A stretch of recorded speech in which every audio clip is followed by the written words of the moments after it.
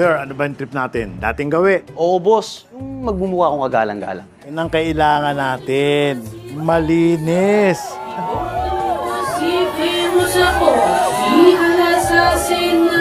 Alam mo ba yung mga tumatakbo na yan sa eleksyon? Sobrang pabida.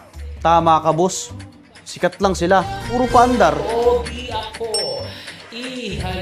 Pero, wala namang alam at kakayahan. Totoo yan. May mga pabida dyan. Ang kailangan lang natin, yung may tunay na malasakit sa bayan. Kaya kailangan natin ng maayos na basehan sa pagpili ng kandidato. Yung hindi karapat-dapat, tanggalin na sa listahan. Kamiss talaga si Senador Miriam Defensor Santiago noon. Yun ang tipong senador na may paninindigan at taglay na talino. Sana nga magkaroon ulit tayo ng ganong senador.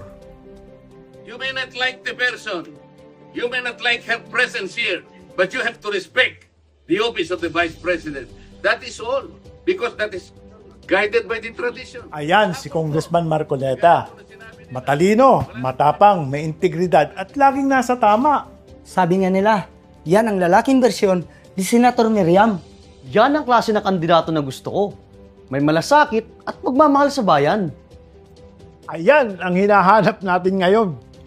Hindi lang matalas at matalino, kundi malinis pa at pulido ang serbisyo. Ang in-affirm ng court, yung suspension, hindi yung pagbabayan ng maximum fine.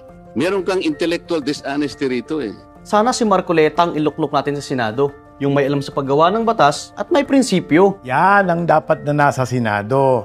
Maayos, malinis at pulido. May integridad.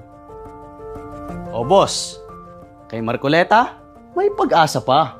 Save our country, save our country, Marcoleta! Kung gusto mo ng tunay na pagbabago, pumili tayo ng bago. Kay Marcoleta, may pag-asa ka.